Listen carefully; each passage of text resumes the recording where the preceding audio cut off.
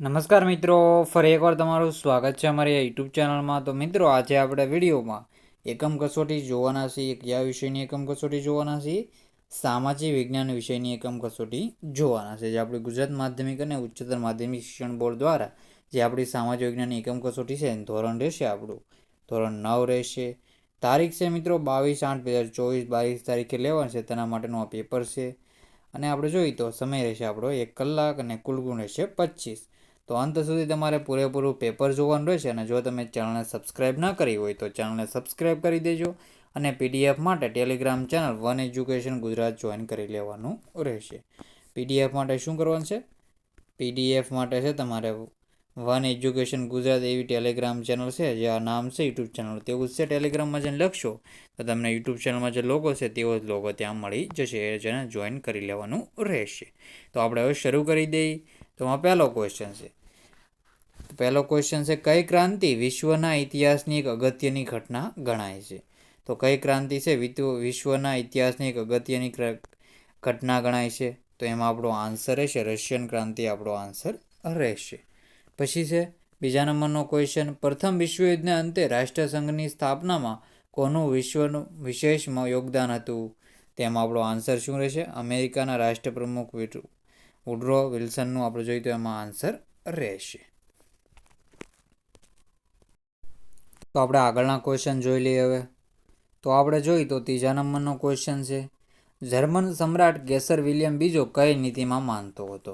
તો જર્મન સમ્રાટ કેસર વિલિયમ છે એ બીજો છે વિશ્વ પ્રભુત્વની આપણે જોઈએ તો એ નીતિમાં માનતો હતો. વિશ્વ પ્રભુત્વની નીતિ, કઈ વિશ્વ પ્રભુત્વની નીતિ છે એમાં માનતો હતો. આગળનો ક્વેશ્ચન છે, કોણે બંધારણીય ઇલાજોના હકને બંધારણનો આત્મા સમાન કહ્યો છે? કોણે બંધારણીય ઇલાજોના હકને બંધારણના આત્મા સમાન કહ્યો છે? તો ડૉક્ટર બાબા સાહેબ આંબેડકરે જે બંધારણીય ઇલાજોના હકને બંધારણનો આત્મા કહ્યો છે. આર્ટિકલ 32 છે આપણે એમાં આન્સર કહી શકીએ. પછી છે પાંચમા નંબરનો ક્વેશ્ચન, રાજનીતિના માર્ગદર્શન સિદ્ધાંતોને બંધારણના કયા ભાગમાં દર્શાવ્યા છે? તો રાજનીતિના માર્ગદર્શન સિદ્ધાંતોને ભાગ 4માં દર્શાવવામાં આવેલા છે. ત્યાં 36થી આર્ટિકલ 51 સુધીની આપણે જોઈએ તો ઉલ્લેખ કરવામાં આવેલો છે. રાજનીતિના માર્ગદર્શન સિદ્ધાંતો આયર્લેન્ડના બંધારણમાંથી લેવામાં આવેલા છે. છઠ્ઠા નંબરનો ક્વેશ્ચન છે, દર વર્ષે કયા દિવસને મૂળભૂત ફરજ દિન તરીકે ઉજવવાનું નક્કી કરવામાં આવ્યું છે? તો દર વર્ષે કયા દિવસને મૂળભૂત ફરજ દિન તરીકે નક્કી કરવામાં આવેલું છે? તો 6 જાન્યુઆરીના દિવસને મૂળભૂત ફરજ દિન તરીકે નક્કી કરવામાં આવેલું છે. તો આવી રીતે આન્સર કરવાનો રહેશે. પછી આપણા બંધારણમાં કેટલી મૂળભૂત ફરજો છે? 11 મૂળભૂત ફરજો છે, એ પણ યાદ રાખવાનું રહેશે. ભારતનો કયો પ્રાકૃતિક વિભાગ ખનિજોનો ભંડાર છે? તો દ્વીપકલ્પીય ઉચ્ચ પ્રદેશ છે એ ખનિજોનો આપણે જોઈએ તો વિવિધ ખનિજોનો પ્રાકૃતિક વિભાગ ખનિજોનો ભંડાર છે. તો દ્વીપકલ્પીય ઉચ્ચ પ્રદેશ આન્સર રહેશે. જે આપણો આવી જાય ભારત છે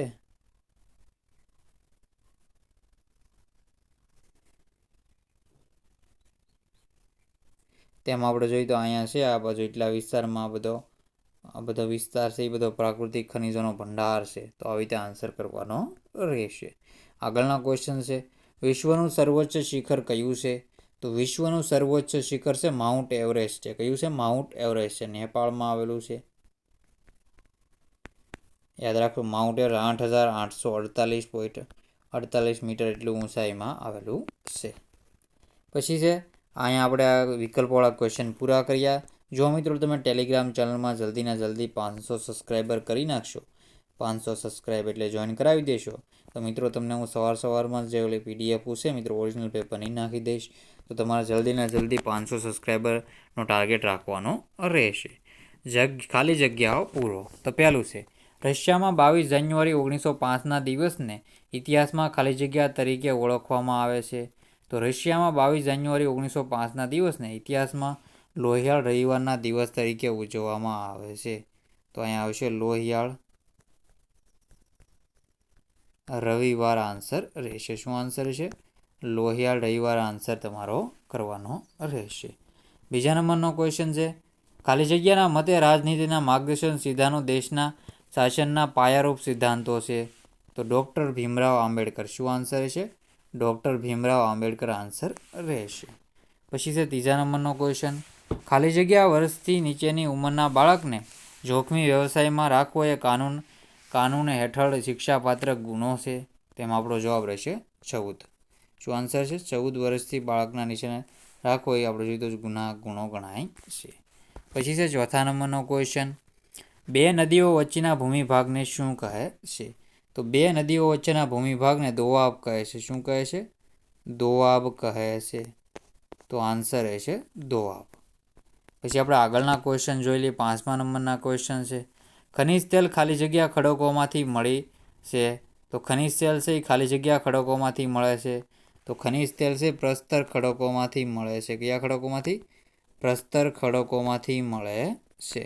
તો આવી રીતે તમારે ખાલી જગ્યા કમ્પ્લીટ કરી લેવાની રહેશે. આગળના ક્વેશ્ચન જોઈ લઈએ હવે. તો આપણે જોઈએ તો વિભાગ બી છે, નીચેના પ્રશ્નોના 1-2 વાક્યમાં ઉત્તર લખો. તેમાં જોઈએ તો પહેલો ક્વેશ્ચન છે, ઇંગ્લેન્ડ અને ચીન વચ્ચે કયા કારણે યુદ્ધો થયા? એ યુદ્ધો ઇતિહાસમાં કયા વિગ્રહો તરીકે જાણીતા થયા? તો એમાં આન્સર રહેશે ઇંગ્લેન્ડે ચીનમાં શરૂ કરેલા અફીણના વેપારના કારણે ઇંગ્લેન્ડ અને ચીન વચ્ચે યુદ્ધો થયા. એ યુદ્ધો ઇતિહાસમાં અફીણ વિગ્રહો તરીકે જાણીતા થયા. પછી છે બીજા નંબરનું, 6 થી 14 વર્ષની ઉંમર સુધીના બધા બાળકોને કયો મૂળભૂત હક પ્રાપ્ત થયો છે? તો 6 થી 14 વર્ષની ઉંમર સુધીના બધા બાળકોને મફત અને ફરજિયાત શિક્ષણ મેળવવાનો હક પ્રાપ્ત થયો છે. શું છે? મફત અને ફરજિયાત શિક્ષણ મેળવવાનો હક પ્રાપ્ત થયો છે. આગળના ક્વેશ્ચન જોઈ લઈએ હવે. ત્રીજા નંબરનો ક્વેશ્ચન છે, બાળ મજૂરી કાનૂન હેઠળ કઈ બાબતને શિક્ષાપાત્ર ગુનો ગણવામાં આવ્યો છે?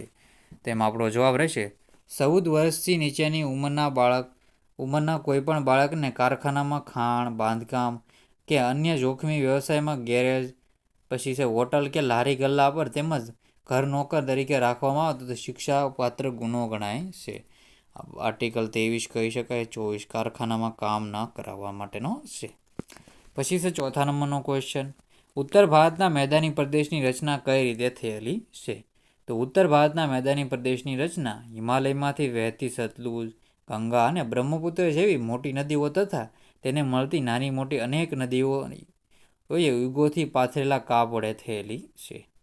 5મા નંબરનો ક્વેશ્ચન છે, અરવલ્લી પર્વતનું સૌથી ઊંચું શિખર કયું છે?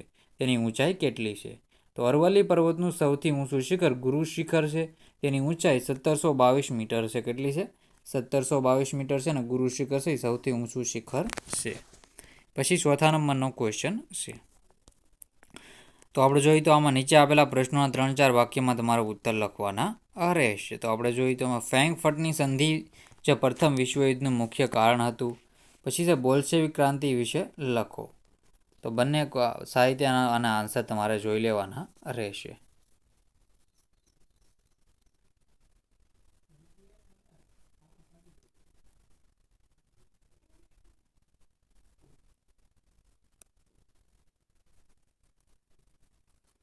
તો સાહિત્ય તમારા મિત્રો આમાં પોઝ કરીને આ ક્વેશ્ચનનો આન્સર જોઈ લેવાના રહેશે.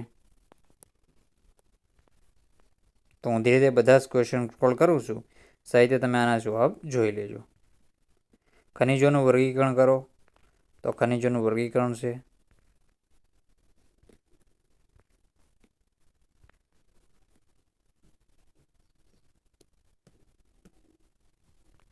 તો સાહિત્ય તમારાનો આન્સર જોઈ લેવાનો રહેશે.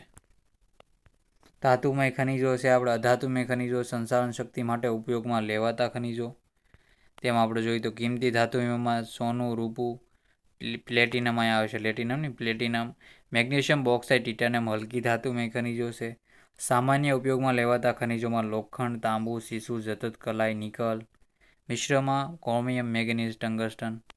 સાહિત્ય જોઈ લેવું. પછી વિભાગ સીમાં છે સવિસ્તાર જવાબ આપવાનો છે. વર્સેલ્સની સંધિ વિશે નોંધ લખો. તેનો આન્સર પણ સાહિત્ય પોઝ કરીને વાંચી લેજો.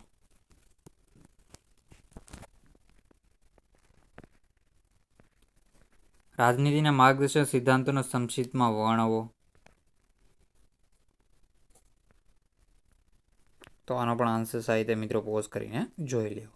ઉત્તર ભારતના મેદાનો વિશેની માહિતી આપો. તો આની પણ આન્સર જોઈ લો મિત્રો. 2400 કિલોમીટર જો લાંબો છે, 180 મીટર કરતાં ઊંચાઈ વધુ હોતી નથી. બધું જ મિત્રો સાહિત્ય તમારે આન્સર જોઈ લેવા. આ પણ સાહિત્ય મિત્રો વાંચી લેજો અને ટેલિગ્રામ ચેનલમાં તમને આની પીડીએફ મળી જશે. ઓરિજિનલ પેપરની પીડીએફ માટે જલ્દીના જલ્દી મિત્રો તમે 500+ સબસ્ક્રાઈબર કરાવી દેશો.